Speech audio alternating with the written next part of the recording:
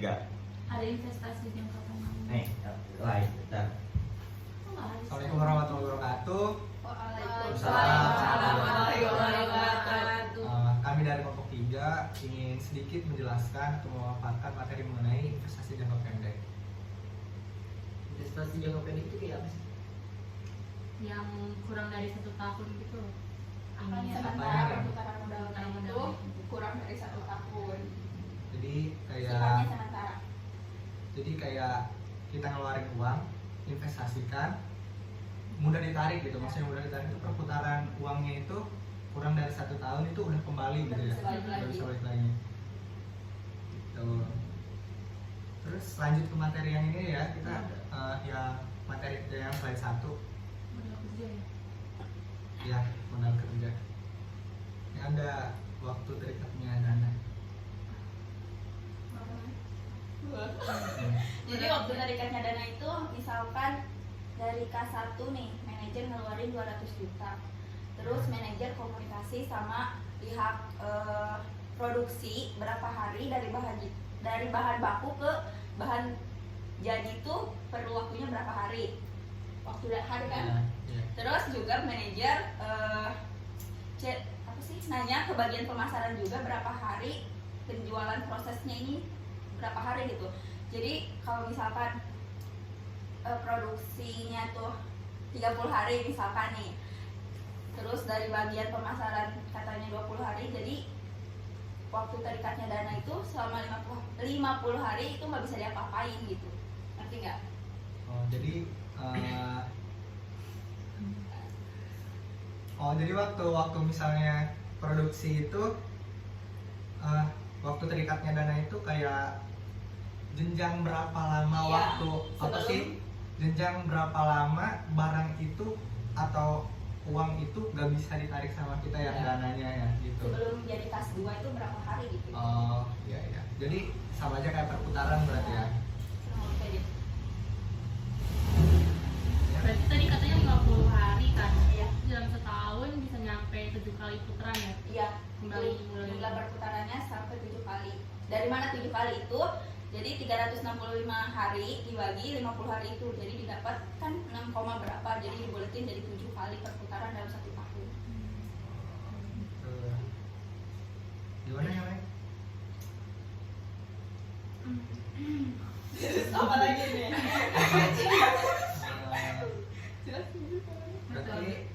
Berarti jumlah dana yang yang materi kedua itu jumlah dana yang dibutuhkan. Yang pertama kita udah tahu ya waktu terikatnya dana. Waktu terikatnya dana itu dana yang nggak bisa diapa-apain gitu selama produksi tersebut gitu. Iya. Sebelum jadi kas 2. Nah, kas 2 itu inflow gitu, pemasukan gitu kan. Nah, ini jumlah dana yang dibutuhkan nih, apa nih? Kalau kita mau tahu juga dari yang perusahaan butuhkan itu, misalnya gini, pengeluaran per harinya itu 5 juta. Nah, jadi 5 juta itu dikali sama 30 hari dalam satu bulan itu kan. Iya. 30 hari itu dari beli bahan baku sampai menjadi produk jadi. Jadi totalnya itu 150 juta. 150 juta itu dari 30 dikali 5 tadi itu kan, 5 juta itu. Berarti perusahaan itu harus menyiapkan uang itu sekitar 150 juta. Tapi itu tuh belum termasuk Biaya pemasaran. ke dalam produk apa sih namanya? Jadi produk itu belum termasuk ke dalam produk yang dijual. Itu tuh maksudnya harga segitu tuh baru harga segitu tuh produknya baru belum dijual. Tapi kalau misalkan produknya mau dijual itu harus nambah lagi 50 juta misalkan gitu kan. Jadi dana yang dibutuhkan itu 200 juta. Tadi kan 150 ditambah 50 jadi 200 juta. Itu kalau misalkan dananya yang kita tambahkan 50 juta. Jadi kayak 50 juta ini uang jaga-jaga gitu ya. Iya. Karena kan perusahaan biasanya nggak pakai uang dia semua gitu, pakai uang pinjam juga, ya nggak sih? Jadi Iya. harus jaga-jaga gitu. Nah 50 juta ini kayaknya buat hal yang tak terduga dana yang dibutuhkannya, jadi 200 juta. Berapa putaran modal dalam 1 tahun? Nah, itu Ya. dari dana yang Iya, bisa ya. Tadi itu belum jelasin. Dulu jelasin lagi. Terus udah nih ya, modal kerja Efisiensi. udah berarti ya, modal kerja. Kedua. Kedua itu efisiensi biaya pemesanan dan penyimpanan barang. Yang kedua EOQ. EOQ itu jadi kalau misal kita harus mulai modal 200 juta pakai EOQ kan jadi diminimalisir gitu loh. Harusnya kita mulai 200 juta kan tapi pakai EOQ ternyata kita bisa hemat 10 juta gitu loh. Jadi kita nggak mulai banyak-banyak biaya gitu dengan EOQ itu. Jadi kayak perhitungan biar kita nggak rugi dan tepat gitu ya Nah, dalam persediaan buat ngadain barang tersebut gitu ya. Jadi kapan beli, berapa jumlahnya itu dihitung di EOQ ya. nah Baik. bisa jadi hemat juga kan modal. Iya. Meminimalisir ya. Sebenarnya, Kayak metode-metode pengendalian persediaan tambahan ya. Iya. Metode pengendalian persediaan itu banyak, nggak cuma EOQ. Ada metode garis merah, metode 2 peti, sistem pengendalian persediaan dengan komputer sama sistem ABC. Tapi EOQ ini adalah metode yang paling efektif dan efisien dalam mengurangi biaya penyimpanan. Makanya kenapa metode EOQ itu banyak dipakai. gitu.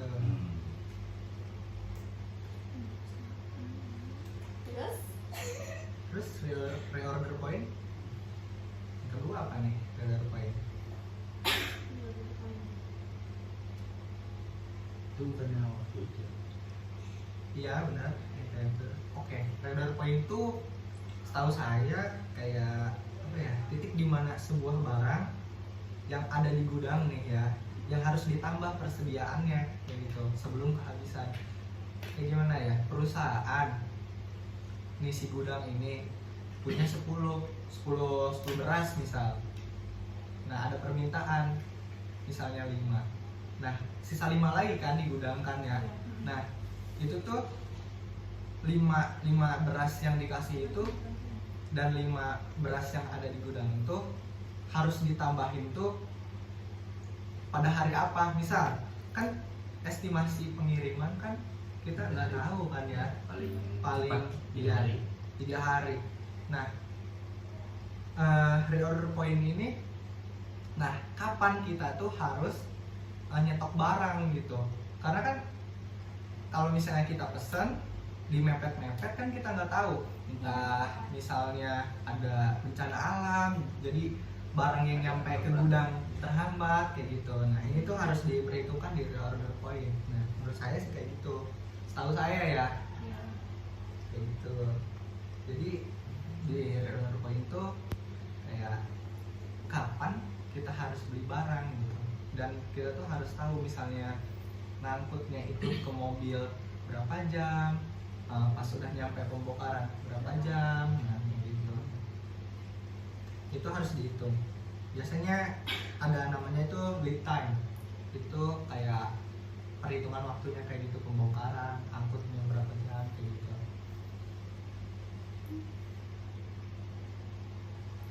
Lanjut gimana?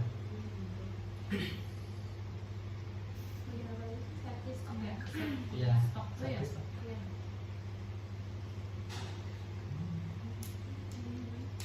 Kamu tadi apa tuh safety stock?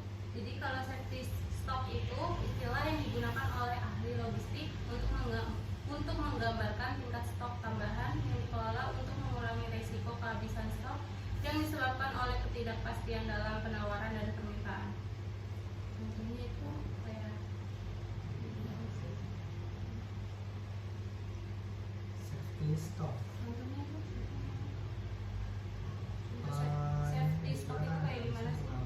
Stok tambahan kalau stok. Stok. Oh, jadi safety stock itu ya kayak kayak sambungan reorder point. Safety stock tuh kayak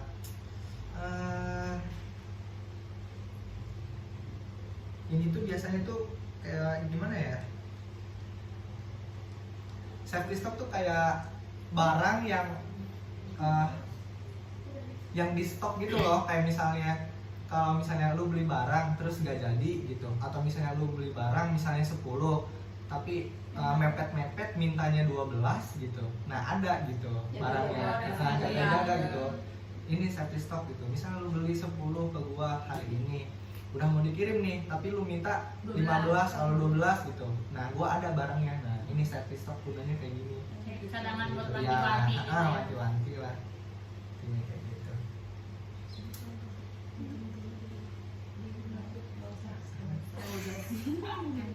Itu dimakan. Iya, Makan iya. dulu. Aku amat. Ya ini ya, satu amat. Itu tuh gimana? Berarti efisiensi biaya pemesanan sama penyimpanan barang selesai ya? Ya, Selesai. jadi tinggal yang Yang materi terakhir ya berarti ya, Iya. meminimalisir resiko kerugian piutang tak terkait. tertinggi analisis 5C. Ya, pengertian analisis 5C. Nah, pertama ada analisis mindset. Tahu nggak kalian? Apa sih itu? Analisis 5C. 5C itu apa? Ada yang pertama karakter, adalah analisa kebiasaan calon debitur dalam membayar hutang jangka pendeknya pada pihak lain.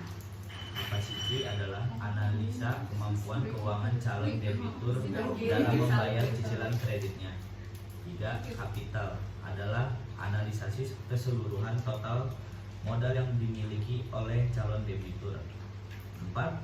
Kolateral adalah analisa jaminan yang dianggunkan oleh calon-calon debitur. 5. Condition adalah analisa kondisi bisnis yang sedang dijalankan calon debitur.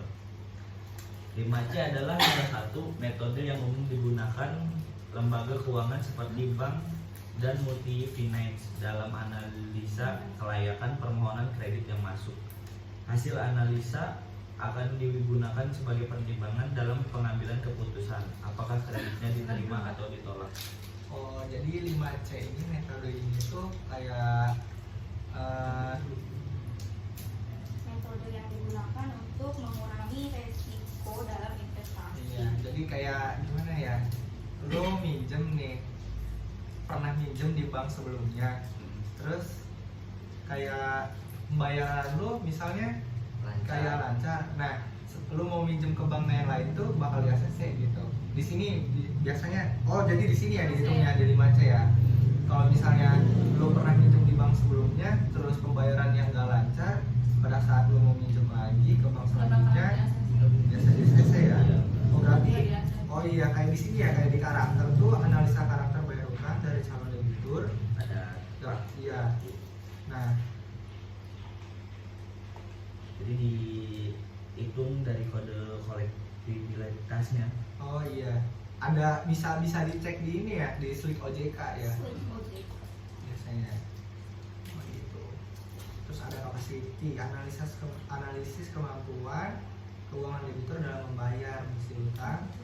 Analisa laporan laba ruginya dalam jumlah cicilan di tempat lain. Oh, kayak misal lu minjem misalnya 200.000, dibayar misalnya seminggu nih, tapi setelah dihitung sama gaji lu tuh dalam seminggu ini nggak bisa ngelunasin misal 150.000 doang gitu setelah dihitung, jadi nggak bakal di ACC gitu. Berarti kemampuan si ini ya yang dihitung dari cicilan-cicilan di tempat lain yang sebelumnya, berarti nggak bakal di ACC. Kapasitas itu kayak kemampuan ya, kemampuan si ininya untuk membayar. Terus kapital ya, tadi udah dijelasin ya, analisa keseluruhan aset yang dimiliki calon. Oh jadi kapital itu kayak dia tuh punya apa gitu,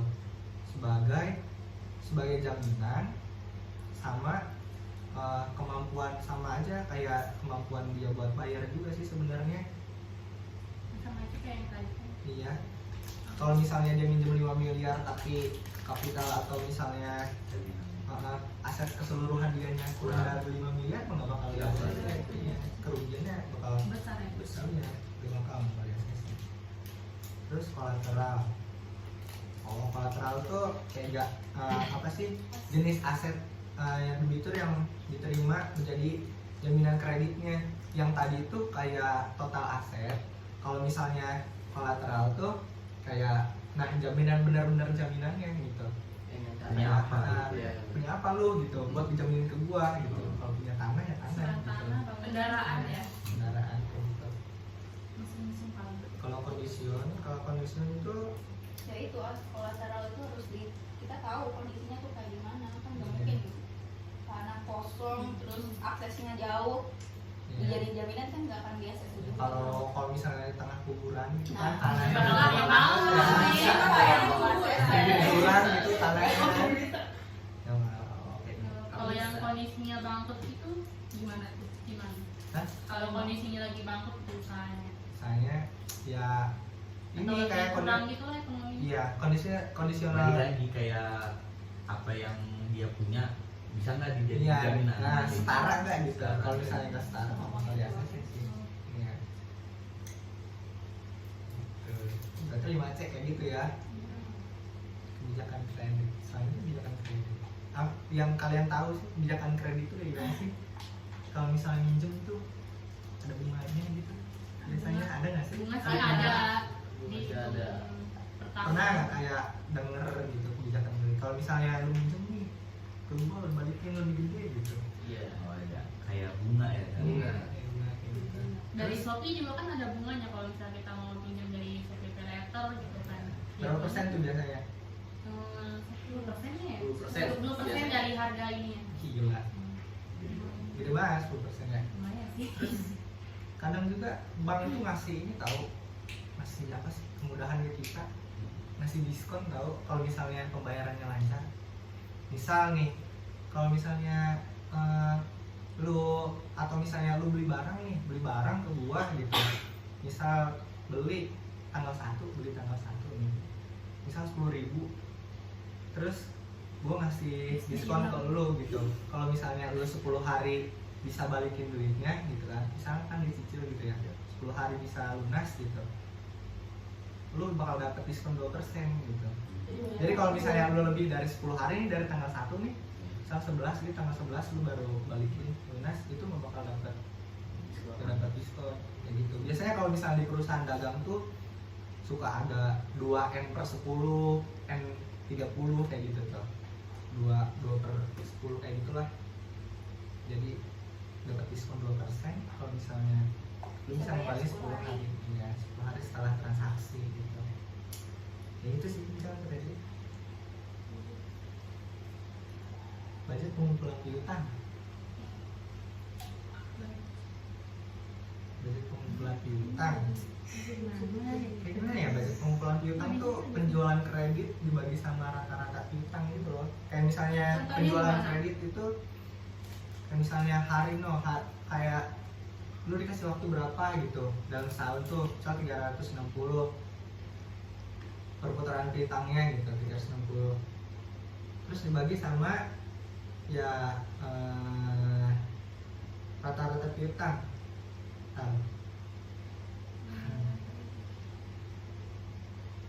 Apa sih tadi? Budget pengumpulan piutang ya.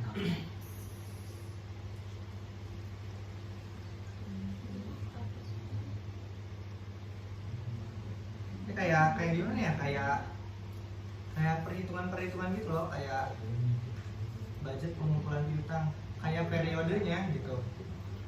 Uang ini bakal terkumpul tuh, budget pengumpulan piutang kan ya. Budget ini tuh bakal terkumpul itu di bulan apa gitu, dihitung di sini gitu.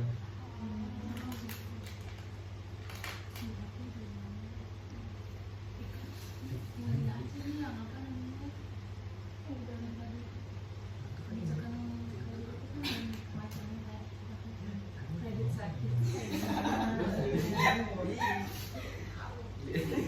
Kayak kredit sakit tuh kayak apa gitu?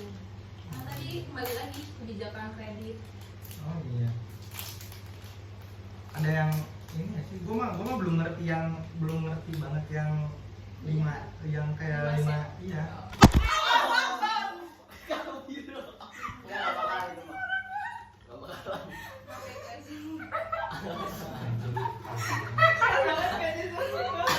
sih kalau nggak ada ini nggak tahu nih. Pecah ya. Pecah itu kalau nggak ada. Iya. Tapi ininya ini sih. Enggak, Masih itu lindung. kalau Cashnya. itu Case-nya lebih kan ke sini. Hoki sih. Tapi ya Rafli. seru banget ini. Tegang panas ini. Hoki cuma sekali. Iya. Enggak tahu kedua kalinya. Gue belum ngerti yang ini Coba nih. dong jelasin lagi yang pengertian 5C itu kayak gimana lebih detailnya. Yang nomor apa sih yang keempat tadi itu? Yang Kolateral. kolateral. Kolateral. Itu tuh. Nah itu tadi kurang paham tadi jelasin. Kolateral apa itu? Coba sih lebih detail gitu. Biar Kayak supaya kita paham. kolateral tuh kayak gimana ya? Kayak kita mau minjem uang nih ke bank atau enggak ke Dia koperasi. muka lu nggak kelihatan. Nah,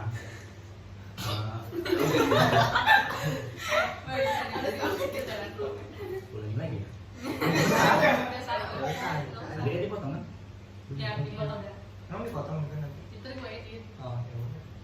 Kolateral tuh kayak jenis kan, di sini kan jenis aset debitur yang bisa diterima menjadi jaminan kredit diantaranya adalah, jadi kayak misalkan Rafli mau minjem uang ke bank, nah si Rafli ini bawa apa ke bank?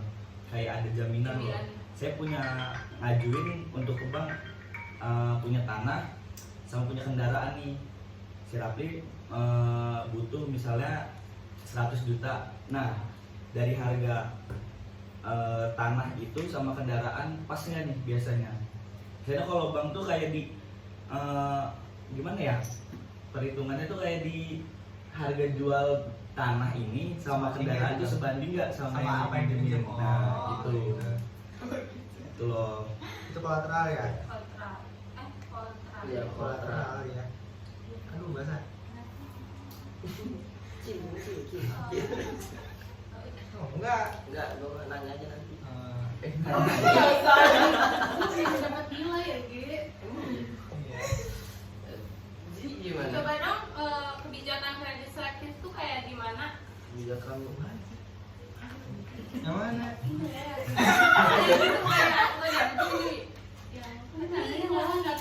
Itu maksudnya yang masih di balik lagi ke nomor 2 loh yang ini. Kebijakan kredit. Iya kan? Itu kebijakan kredit. Iya maksudnya kan ada apa sih kayak macam-macamnya gitu loh Wi. Apa sih? Kebijakan kredit selektif. Nih, Macam-macam ada. kebijakan kredit itu kan ada kebijakan kredit selektif, terus kebijakan yang lain itu Kebijakan. kebijakan moneter. Anjir, kebijakan moneter mah. Waduh. Woi, mana di mana itu? PKN bos. Ini pokoknya. Nih, mana sih? Kebijakan moneter. Biasanya di pasal-pasal. Kalau dari hukum ya, jadi Iya, pokoknya selektif aja kebijakan selektif. Itu pemerintah kan? Iya, pemerintah. Oh, jadi ini. Sama aja yang kayak yang dikenal sebagai 5C itu kebijakan kredit selektif namanya. Oh, selektif itu yang udah ditentuin sama pemerintah, yang kayak udah ada di pasal kali. Iya nggak sih? Iya. Udah dipasang. Iya, yang ada pasal-pasal. Oke. contohnya apa sih pajak gitu? Ah, Mana ya contohnya? contohnya kayak contoh.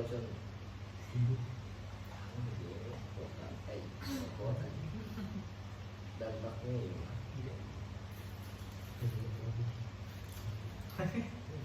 Gila lu bener.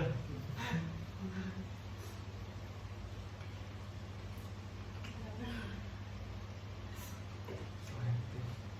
Kayak tadi 5C itu. Iya, 5C ya. Selektif itu 5C. iya 5C. Oh, Dipilih-pilih. Selektif. itu sama aja ya kayak tadi. Ya udah nanya itu berarti sama aja kayak 5C gitu. Iya. Yang namanya selektif kayak 5C ini ya. Terus kayak ini jelasnya sama aja kayak 5C Kredit kan. apa tadi? Kebijakan kredit selektif itu sama aja kayak 5C ya, kayak ada karakter, capacity, Iya, itu. kapital, kolateral, sama condition. Oh, gitu. Iya, udah termasuk di dalam kebijakan. 5C. Iya. Karakter dia buat bayar gimana.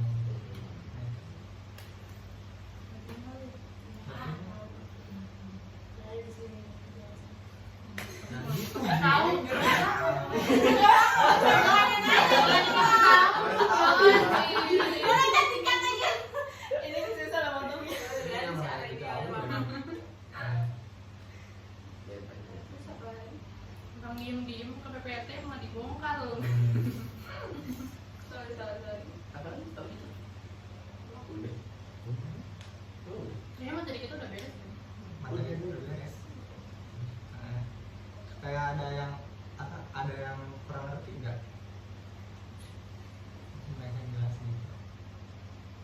Ada yang kurang ngerti nggak? Cin, Biar nggak diem aja dari tadi. apa? Iya. Materi yang pertama tak apa? Waktu terkait dana. Mana sih gua nggak ada ini PT-nya. Ini Terus dari masa pelajaran nih. Taruh dulu di rumah.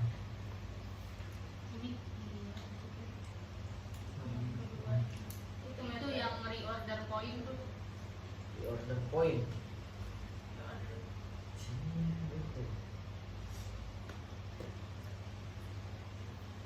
Kayak ada yang belum ngerti ya. Gua tadi jelasin. Gua kan ngejelasin order point. Kalian dong yang nanya. Gua belum ngerti. Iya. Kalau gua nanya Iya. nanti kok diulang oh lah, lagi? iya.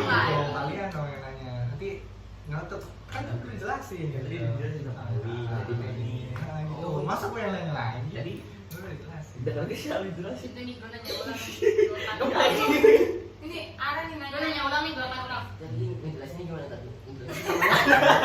Kayak baca ini dong nih, titik 5 sebulan gitu kan harus ditambah visinya sebelum habisan. Kayak sebelum habis lu udah mesen lagi. Oh, iya, udah nyetok gitu. Nah, Oh, iya. terus lu juga harus tahu gitu estimasi kapan waktu. Kan bisa. gak langsung nyampe. Pesen nih langsung nyampe di gudang, Iya. nggak mungkin kan. Kayak Sehari, pemesanan gitu ya. Nah, kan terus juga harus ngitung apa sih kayak buruknya gitu, takut ada bencana alam gitu. Entah jembatan nanti rubuh gitu pas Ini musibah lah, musibah. Oh, Kayak ban gitu lah. kaca. Guling. Gitu.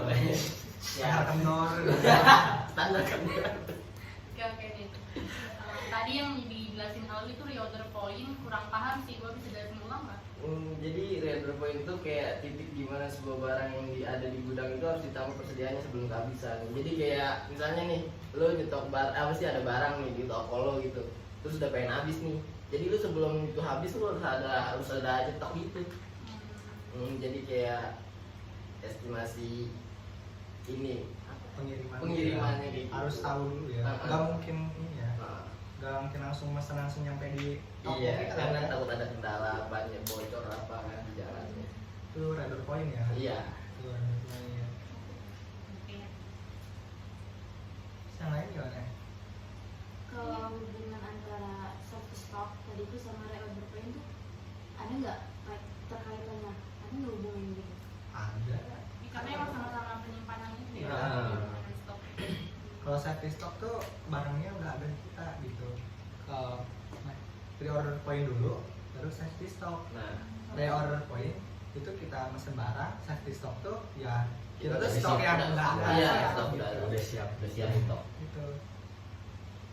Jadi kalau misalnya lu beli barang kurang, lu mah langsung ada nah itu safety stock gitu. Lu beli 2, mepet-mepet nanti nambah 4 misalnya, itu udah ada safety stock. Reorder point, nah kita reorder kayak beli lagi gitu, Iya. nyetok lagi. Order kembali. Gitu. Udah. Udah nih, udah selesai sih. Udah pada ngerti kan berarti? Udah. Semuanya udah ini kan ya. Kalau reorder point itu jadi waktunya kapan kita melakukan reorder point itu ketika persediaan yang ada di gudang habis. Nah, Belum. Sebelum habis. Sebelum Kalau udah habis nggak ada safety stock. Nah, kalau habis tuh nggak ada safety stock. Iya iya. Gitu. Menghambat penjualan nggak sih? Iya. Pasti. Makanya harus melakukan reorder point Tuh. biar bisa safety. Oh. Nah. Itu ya. Gini. Motongnya susah gimana buat jeda dulu nanti siaran kasihan. Udah berarti ya. Mungkin segitu aja penjelasan dari kelompok kita, kelompok 3. Kurang lebihnya mohon maaf. Wabillahi taufiq wal hidayah. Assalamualaikum warahmatullahi wabarakatuh. Waalaikumsalam warahmatullahi wabarakatuh. Udah guys. Mau perkenalan? Itu nggak perkenalan dulu. Oh iya. Udah. Nanti ini taruh depan ya. Iya. Gampang. Wih. Ya. Dari kecil. Gimana sih Iya. ngomongnya? Ini dari ketua dulu. Ya Nah. dulu. Assalamualaikum. Assalamualaikum warahmatullahi wabarakatuh. Waalaikumsalam. Langsung udah. Assalamualaikum warahmatullahi wabarakatuh. Kenalin saya Alwi. semua. Saya Rafli. Saya Zainuri Alhanif. Saya Tiara. Saya Nur Aulia Pilianti. Saya Cing Amelia. Saya Siti Rahmah. Mungkin udah gitu aja. Ya, Nah. selamat berbuka puasa. Panas ya. Iya.